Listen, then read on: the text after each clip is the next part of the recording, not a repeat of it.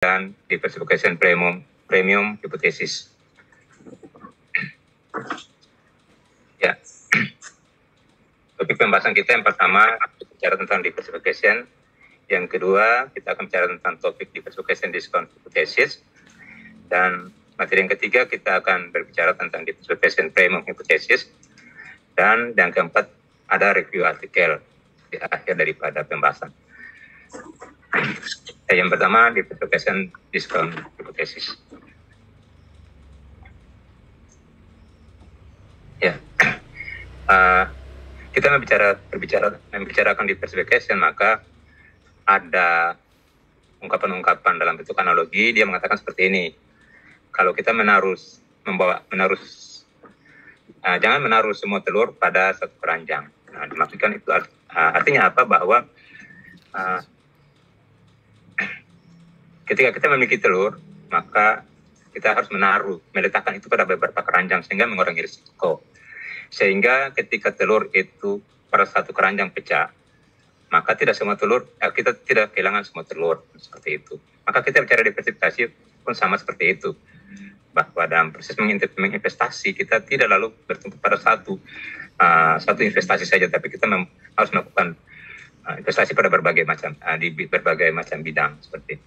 Nah, saya masuk pada diversifikasi adalah, kita bicara tentang diversifikasi, maka diversifikasi adalah teknik mengalokasikan sumber daya portofolio atau modal untuk campuran investasi yang berbeda. Nah, tujuan daripada diversifikasi adalah untuk mengurangi volatilitas portofolio dengan mengurangi kerugian di satu aset dengan keuntungan di beberapa aset yang lain. Nah, itu yang dimaksud dengan diversifikasi. Kita bicarakan tentang diversifikasi, maka di sini ada 3 perspektif motif diversifikasi perusahaan yang disampaikan oleh Montgomery pada tahun 1994. Yang pertama kita bicara tentang market power view. Nah, pandangan kekuatan pasar melihat pada diversifikasi sebagai alat untuk menumbuhkan pengaruh anti kompetensi yang bersumber pada kekuatan konglomerasi. Ketika perusahaan bertumbuh menjadi besar, maka pangsa pasar akan semakin besar. Nah, hal ini menyebabkan tingkat konsentrasi industri yang semakin tinggi dan akhirnya mengakibatkan berkurangnya kompetisi pasar akibat dominasi usaha. Gribin 1976 menyatakan bahwa sebenarnya kekuatan konglomerat merupakan fungsi dari kekuatan pasar dalam pasar individual. Untuk memperoleh kekuatan yang melintas antara pasar, maka perusahaan harus memiliki pengaruh yang signifikan, paling tidak dalam market secara individu. Nah, sehingga tidak mengherankan apabila kekuatan konglomerasi akan memiliki banyak perusahaan yang besar yang memiliki power dalam berbagai pangsa pasar yang berbeda pula. Nah, di dalam pendekatan diversifikasi akan memiliki pengaruh positif terhadap kinerja perusahaan. Nah, ini menurut Montgomery 1994. Yang kedua, ada perspektif yang kedua, yaitu kita bicara tentang resource asset view. Nah, pandangan yang kedua berdasarkan para sumber daya yang dimiliki oleh perusahaan. Diversifikasi dilakukan untuk memanfaatkan kelebihan kapasitas dari sumber daya yang dimiliki oleh perusahaan. Sumber daya dan kapasitas produksi yang dimiliki oleh perusahaan masih belum digunakan secara optimal untuk beroperasi hanya pada satu lini bisnis. Nah, alokasi sumber daya yang efisien itu lalu memungkinkan perusahaan untuk tumbuh dan berkembang. Meskipun demikian, tingkat diversifikasi yang optimal berbeda antara perusahaan tergantung pada karakteristik sumber daya yang dimiliki. Perspektif yang ketiga itu perspektif keagenan atau agency view. Nah, dalam literatur keuangan teori keagenan atau agency teori memegang peranan penting dalam menjelaskan antara prinsipal dan agen dalam menjalankan fungsi dan wewenang masing-masing. Konflik keagenan yang muncul karena perbedaan kepentingan akan membawa pada masalah-masalah di antaranya berbagai pihak yang terlibat. Nah, dalam konteks konflik kepentingan, maka diversifikasi sebagai kebijakan perusahaan menjadi kurang optimal. Manajer yang melakukan diversifikasi akan mengarah pada diversifikasi sesuai dengan kepentingannya. Nah, hal ini antara lain karena memang kinerja manajerial dikaitkan dengan tingkat penjualan. Nah, sehingga diversifikasi menjadi alat yang efektif untuk meningkatkan omset perusahaan. Padahal investasi tersebut tidak memiliki tidak memberikan hasil net present value yang menggembirakan. Nah, kalau kita ingat beberapa waktu kemarin sudah dijelaskan oleh Prof tentang net present value atau arus kas yang diperkirakan yang terjadi pada masa yang akan datang. Nah, ini yang terlihat, sehingga akibatnya bahwa diversifikasi yang dilakukan oleh perusahaan justru mengurangi nilai perusahaan. Fenomena ini disebut pula sebagai diversification discount. Nah, yang kedua, kita bicara tentang diversification discount. Manajer yang melakukan diversifikasi akan mengarahkan diversifikasi sesuai dengan kepentingannya. Hal ini antara lain kinerja manajerial dikaitkan dengan tingkat penjualan, sehingga diversifikasi menjadi alat yang efektif untuk meningkatkan omset perusahaan. Padahal investasi tersebut bisa jadi tidak memberikan hasil net present value yang menggembirakan. Akibatnya diversifikasi yang dilakukan oleh perusahaan justru mengurangi nilai perusahaan. Nah, fenomena ini disebut sebagai diskon, diversifikasi diskon. Nah, perdebatan mengenai strategi diversifikasi perusahaan terhadap nilai perusahaan ini telah berlangsung secara lama. Hal ini dikarenakan maraknya kegiatan diversifikasi perusahaan yang dilakukan di negara-negara maju selama dekade 80-an. Pihak-pihak yang memandang manfaat positif diversifikasi menyatakan bahwa diversifikasi memudahkan koordinasi pada perusahaan yang memiliki banyak divisi yang berbeda yang dapat melakukan transaksi secara internal. Nah, hal ini yang disebut mekanisme pasar intern atau internal capital market. Di samping itu, alokasi sumber daya yang lebih efisien dapat diciptakan karena menurunnya biaya transaksi. Manfaat lain yang dirasakan oleh pengurangan pajak dikarenakan mekanisme transaksi secara internal. Nah, pada sisi lain, diversifikasi dapat menimbulkan dampak negatif. Banyak yang mendukung posisi ini. Misalnya Schultz pada tahun 1990 menyatakan bahwa perusahaan yang terdiversifikasi akan menempatkan investasi yang terlalu besar pada lini usahanya dengan kesempatan investasi yang rendah. Masalah lain yang muncul adalah adanya biaya asimetris informasi yang muncul antara manajemen pusat dan manajemen divisi pada perusahaan yang memiliki sistem desentralisasi.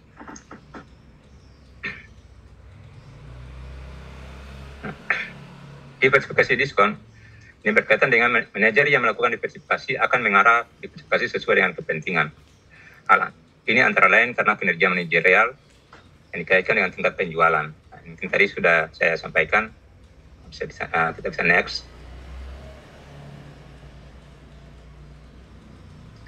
Yang ketiga, diversifikasi premium hipotesis. Nah, diversifikasi premium Sharpe pada tahun 1964 menjelaskan bahwa diversifikasi premium merupakan keuntungan yang diperoleh dari diversifikasi portofolio yang memungkinkan investor untuk mengurangi risiko sistematis tanpa mengorbankan tingkat pengembalian yang diharapkan. Sedangkan Markowitz pada 1952 dia mendefinisikan diversifikasi premium sebagai keuntungan yang diperoleh dari alokasi optimal aset dalam portofolio yang memaksimalkan rasio risiko terhadap imbal dan hasil. Manajer yang berpengalaman cenderung mempertahankan pendapat bahwa diversifikasi dapat meningkatkan nilai perusahaan. Tetapi manajer yang kurang berpengalaman cenderung percaya bahwa diversifikasi menyebabkan penurunan nilai perusahaan. Dan manajer yang kurang berpengalaman biasanya terlalu percaya diri dengan investasi yang terdiversifikasi.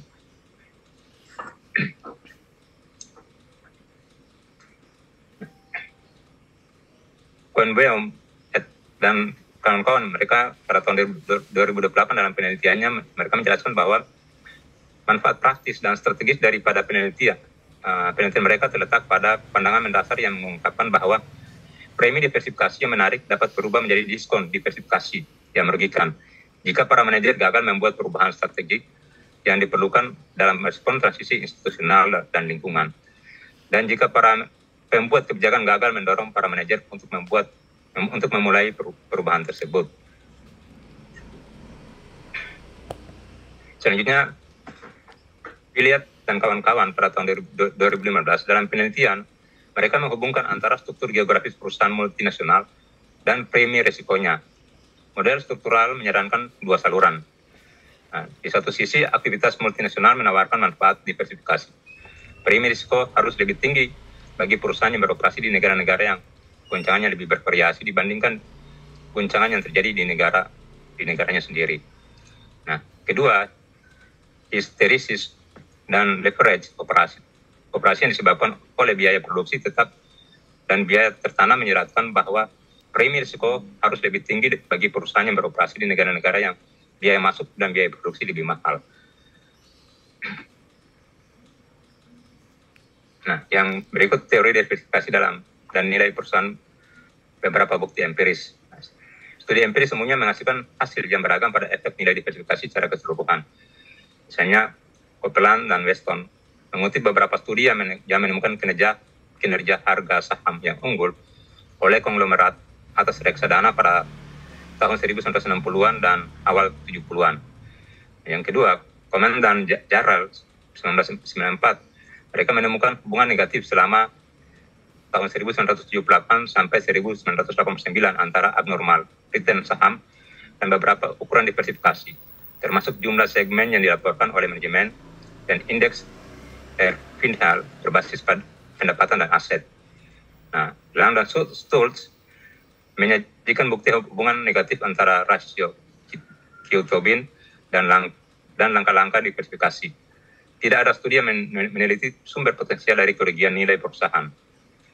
Nah, yang keempat, Lalonga menyatakan bahwa ada diskon untuk diversifikasi yang tidak terkait, dalam hal ini konglomerat, tetapi premium untuk diversifikasi terkait. Nah, lalu yang kelima, Jandik dan Makhija pada tahun 2005, mereka lalu meneliti dampak diversifikasi terhadap kinerja perusahaan pada industri elektrik di US menunjukkan bahwa diversifikasi dapat menghasilkan peningkatan kinerja dan terdapat premium diversifikasi yang signifikan. Ya, selanjutnya kita masuk pada review artikel.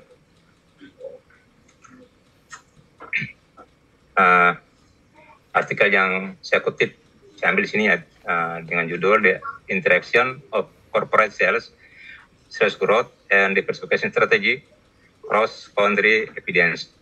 Nah, ini V1 dan SDR-nya 1,03. Ya, penelitian ini dia mereka melakukan penelitian pada beberapa negara-negara berkembang dan negara-negara maju dalam industri negara-negara maju dan berkembang berkaitan dengan diversifikasi. Riset problem, meskipun banyak penelitian telah mendokumentasikan bahwa diversifikasi perusahaan dapat menurunkan nilai perusahaan terus melakukan aktivitas diversifikasi. Penelitian ini menyoroti peran pertumbuhan penjualan perusahaan dalam membentuk strategi diversifikasi dan menunjukkan bahwa diversifikasi akan meningkatkan nilai jika strategi diversifikasi perusahaan dikembangkan dengan baik dengan mempertimbangkan pertumbuhan penjualannya. Pertumbuhan perusahaan memainkan peran penting dalam mengembangkan dan mengimplementasikan strategi perusahaan bisnis. Secara khusus, pertumbuhan penjualan atau pendapatan tidak hanya meningkatkan laba perusahaan saat ini, tetapi juga mengamankan potensi untuk meningkatkan laba di masa depan, sehingga secara langsung berdampak langsung pada nilai perusahaan. Bahkan, sudah menjadi hal yang umum bahwa manajemen puncak mendorong target pertumbuhan penjualan tertentu sebagai tujuan utama perusahaan. Oleh karena itu, perlambatan pertumbuhan penjualan perusahaan akan menjadi salah satu pendorong utama bagi perusahaan untuk melakukan diversifikasi. Jika sebuah perusahaan melakukan diversifikasi untuk memulihkan pertumbuhan penjualan yang tidak memuaskan, strategi diversifikasi yang berhasil diimplementasikan akan menghasilkan pertumbuhan penjualan yang lebih tinggi dan nilai perusahaan yang lebih tinggi. Hubungan ini mendukung anggapan bahwa efek diversifikasi terhadap nilai perusahaan atau efek diversifikasi akan tergantung pada alasan yang mendasar dilakukan diversifikasi. Kesenjangan penelitian dalam literatur mengenai dampak diversifikasi mencakup kebutuhan akan bukti yang lebih komprehensif mengenai hubungan antara pertumbuhan penjualan dan strategi diversifikasi serta dampak gabungannya terhadap nilai perusahaan dengan menggunakan data tingkat perusahaan yang eksistensi dari berbagai negara dan jangka waktu yang lama. Kebaruan dari penelitian ini, yang pertama, penelitian ini memberikan bukti empiris mengenai peran pertumbuhan penjualan perusahaan dalam proses keputusan diversifikasi. Yang kedua, penelitian ini menjelaskan perbedaan potensial dalam efek diversifikasi dari strategi diversifikasi yang berbeda, yang terkait dengan pertumbuhan penjualan perusahaan antara negara maju dan negara berkembang. Dan yang ketiga, penelitian menyajikan bukti yang lebih komprehensif mengenai hubungan antara pertumbuhan penjualan dan strategi diversifikasi serta dampaknya secara bersama-sama terhadap nilai perusahaan dengan menggunakan data tingkat perusahaan yang ekstensitif di 39 negara selama lebih dari 25 tahun. Nah, penelitian terdahulu mengenai efek diversifikasi berfokus pada alasan-alasan yang mendasari efek positif yang dapat dihasilkan oleh diversifikasi seperti alokasi sumber daya yang efisien melalui pasar modal internal. Selain itu, penelitian ini juga menyoroti dampak pertumbuhan perusahaan terhadap kekayaan pribadi manajemen yang mengarah pada usaha agresif. Nah, ada beberapa penelitian berkaitan dengan premi diversifikasi dalam situasi seperti pada masa-masa resesi. Nah, ini seperti Weston menjelaskan bahwa diversifikasi mencapai alokasi sumber daya perusahaan yang efisien melalui pasar modal internal. Lalu Llewellyn berpendapat bahwa diversifikasi mengurangi volatilitas laba perusahaan dan dengan demikian meningkatkan kapasitas utang untuk menurunkan kewajiban pajak perusahaan. Nah, studi lain meneliti bagaimana diversifikasi mempengaruhi profitabilitas dan risiko perusahaan. Yang ketiga, Rummel menunjukkan bahwa diversifikasi terkait dapat menjadi pilihan yang lebih baik daripada diversifikasi tidak terkait. Tapi Montgomery berpendapat bahwa diversifikasi yang tidak terkait dapat menghasilkan efek yang lebih positif. Hipotesis, ada dua rumusan hipotesis dalam artikel ini. Penelitian ini, yang pertama, hipotesis pertama, strategi diversifikasi perusahaan yang tepat yang dikembangkan dengan mempertimbangkan pertumbuhan penjualan akan mempengaruhi nilai perusahaan secara positif dan mengarah pada premi diversifikasi. Hipotesis kedua, pengaruh penilaian dari strategi diversifikasi perusahaan yang tepat yang dikembangkan dengan pertimbangan pertumbuhan penjualannya lebih jelas untuk perusahaan di negara maju daripada perusahaan di negara berkembang. Variabel penelitian ada mereka menggunakan variabel dependent, intervening, dan variabel dependent, dan juga ada variabel kontrol. Nah, variabel dependent adalah kita membicarakan tentang nilai perusahaan, variabel interveningnya ada pertumbuhan penjualan perusahaan, dan variabel dependent adalah nilai perusahaan. Ya, variabel kontrolnya adalah metode penelitian. Ya, metode penelitian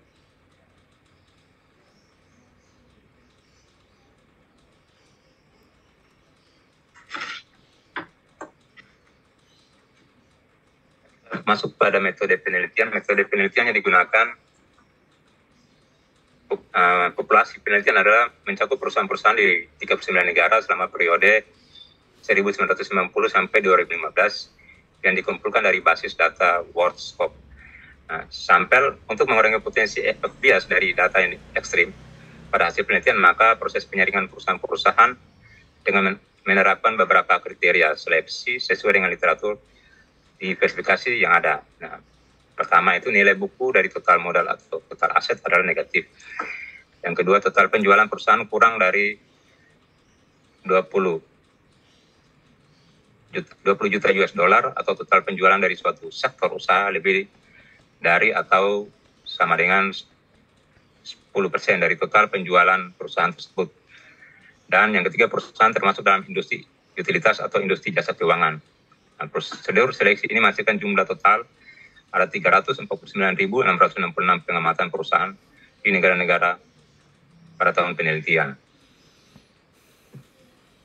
Nah, ini tabel daftar negara-negara yang berkembang dan juga negara-negara maju dalam industrinya itu.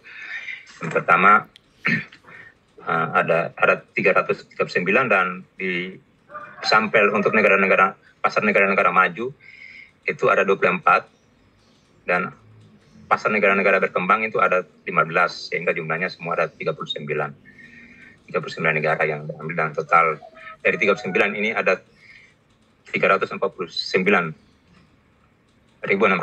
perusahaan yang dipakai sebagai sampel penelitian.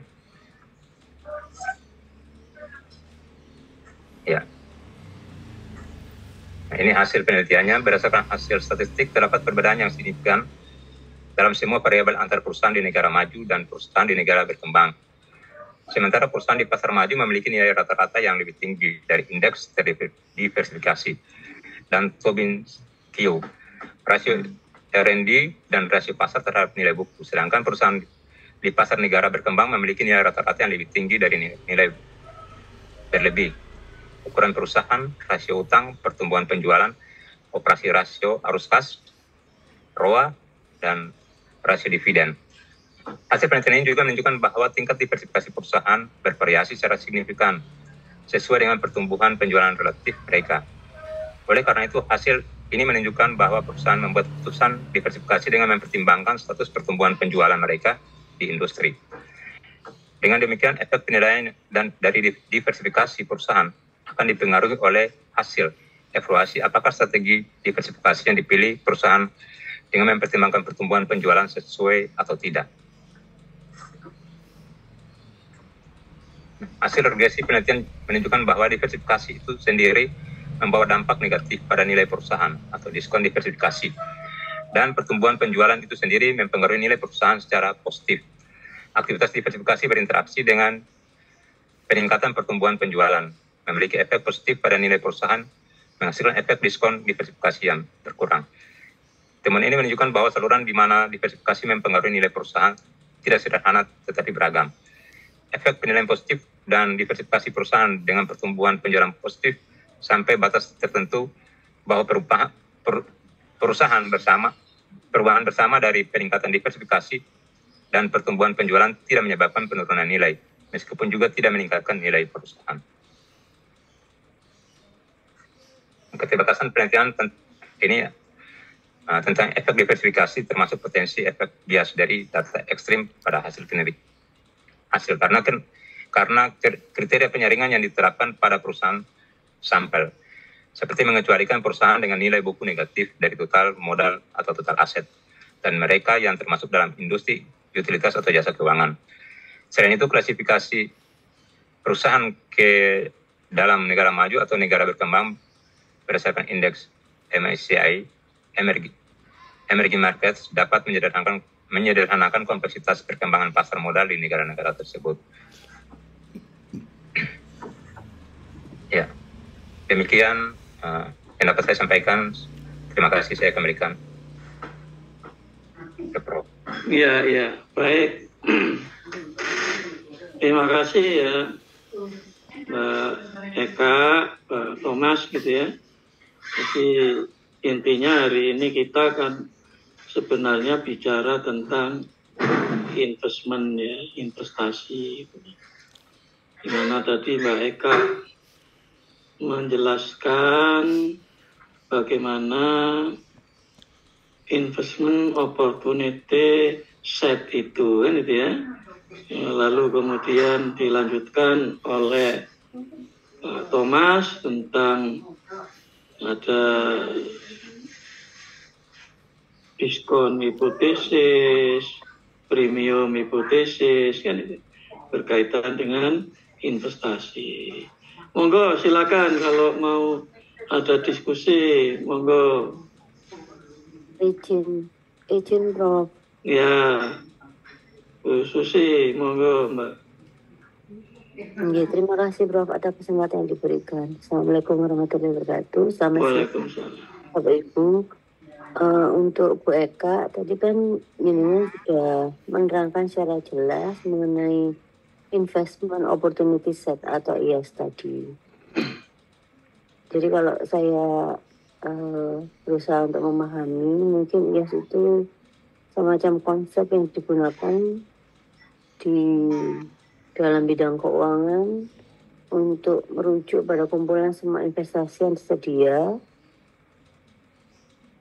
Jadi intinya itu IOS itu boleh dikatakan sebagai berbagai pilihan investasi yang dapat dipilih oleh investor untuk mengalokasikan modalnya, termasuk saham, obligasi, properti, dan instrumen keuangan yang lainnya.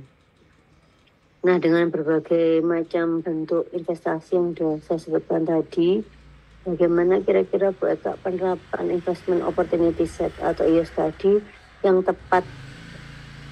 Itu aja, Beta. Terima kasih. Monggo, Mbak Eka mungkin bisa ditanggapi. Oke, terima kasih Bu Susi mengenai pertanyaannya. Ya, saya jawab menurut pemahaman saya ya Bu ya. Jadi memang investasi opportunity set itu digunakan untuk mengetahui bagaimana cara kita berinvestasi melalui portofolio. Jadi sebenarnya bagaimana kita